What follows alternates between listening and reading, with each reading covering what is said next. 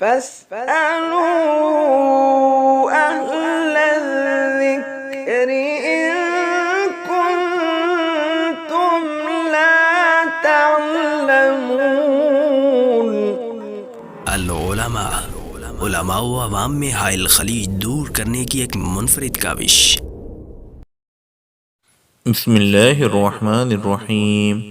لجنۃ العلماء للافتاء، فتویٰ نمبر 99، 10 ستمبر 2021۔ سوال: افنان نام رکھنا کیسا ہے؟ نیز اگر نام رکھ لیا جائے تو اس کا کیا معنی مراد لیا جائے گا؟ جواب: الحمدللہ وحدہ والصلاة والسلام علی من لا نبی بعدہ۔ شرعاً نام رکھنے میں بہت توسع اور گنجائش ہے، لہذا ہر وہ نام رکھا جا سکتا ہے جس میں شرعاً کوئی قباحت نہ ہو۔ ناپسندیدہ ناموں کے شریعت نے چند ضابطے دیے ہیں، ان سے اجتناب کرتے ہوئے کوئی بھی نام رکھا جا سکتا ہے۔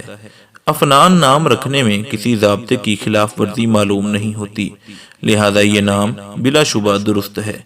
جہاں تک اس لفظ کی لغوی تحقیق اور پس منظر کا تعلق ہے تو معتبر لغت القاموس المحیط میں مرقوم ہے والفنن محرکۃ الغصن جمع افنان، یعنی افنان لفظ فنن ان کی جمع ہے۔ درخت کی شاخ اور ٹہنی کو عربی زبان میں فنن کہتے ہیں، گویا افنان کا معنی ہے ٹہنیاں، شاخیں۔ اسی مفہوم میں یہ لفظ قرآن مجید میں بھی مستعمل ہے۔ جنت کے باغات کا تذکرہ کرتے ہوئے سورہ رحمان میں ارشاد باری تعالی ہے وَلِمَنْ خَافَ مَقَامَ رَبِّهِ جَنَّتَانِ فَبِأَيِّ آلَاءِ رَبِّكُمَا تُكَذِّبَانِ ذَوَاتَا أَفْنَانٍ۔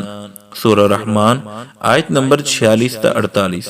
اور اس شخص کے لیے جو اپنے رب کے سامنے کھڑا ہونے سے ڈرا دو جنتیں ہیں، پس تم اپنے رب کی کس کس نعمت کو جھٹلاؤ گے؟ دونوں جنتیں بہت سی ٹہنیوں اور شاخوں والی ہیں۔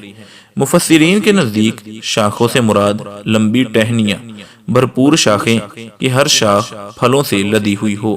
سنن ترمذی میں سدرۃ المنتہا کے تذکرے میں بسند ضعیف مروی ہے یسیر الراکب فی ظل الفنن منہا مئۃ سنۃ۔ سنن ترمذی حدیث نمبر 2541۔ اس کی شاخوں کے سائے میں سوار 100 سال تک چلے گا۔ بعض مفسرین کے نزدیک سیدھی شاخ کو فنن کہا جاتا ہے، بعض کے نزدیک ایک دوسری سے پیوست شاخوں کو افنان کہا گیا ہے۔ بعض نے اس سے شاخوں کے گھنے خوبصورت سائے مراد لیے ہیں، بعض نے کہا اس سے مراد شاخوں کے مختلف رنگ ہیں، یعنی ہر شاخ کا ایک اپنا ہی نرالا رنگ ہوگا۔ بعض نے کہا اس سے مراد متنوع لذتیں ہیں، یعنی ایک ہی درخت کی شاخوں پر لگے پھل کے ذائقے الگ الگ اور متنوع ہوں گے۔ ہمارے رجحان کے مطابق یہ سب شاخوں کی صفات ہیں اور جنت کے درختوں میں یہ سب صفات مجتمع ہوں گی۔ بچے کا نام افنان رکھتے ہوئے ہم تفاؤلاً درج ذیل اچھی امیدیں رکھ سکتے ہیں کہ یہ بچہ مختلف شاخوں والا ہو، یعنی اس کی نسل آگے بڑھے۔ شاخوں پر جیسے پھل لگے ہوتے ہیں، اللہ تعالیٰ اس بچے سے امت کو مستفید فرمائے۔ سیدھی شاخوں کی طرح اللہ تعالیٰ اسے صراط مستقیم پر قائم رکھے۔ اسی طرح فنن میں تنوع کا مفہوم بھی مضمر ہے، اللہ تعالیٰ اسے متنوع اچھی صفات کا حامل بنائے۔ شاخوں کے سائے کی طرح اللہ تعالیٰ اس بچے کو امت کے لیے نفع مند بنائے، لوگ اس سے راحت اور ٹھنڈک پائیں۔ شاخوں میں بلندی کا عنصر بھی ہوتا ہے، اللہ تعالیٰ اسے رفعت عطا فرمائے۔ شاخیں قدرتی حسن و جمال کی آئینہ دار ہوتی ہیں، رب کریم اسے بھی ظاہری و باطنی حسن و جمال عطا فرمائے۔ وآخر دعوانا ان الحمدللہ رب العالمین۔ مفتیان کرام، تحریر کنندہ ڈاکٹر عبید الرحمن محسن۔ جواب درست ہے۔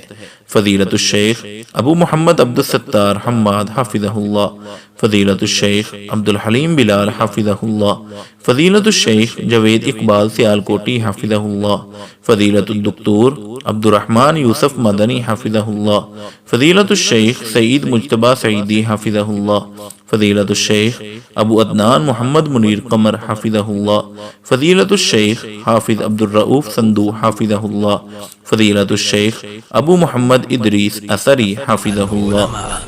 علماء و عوام میں حائل خلیج دور کرنے کی ایک منفرد کاوش۔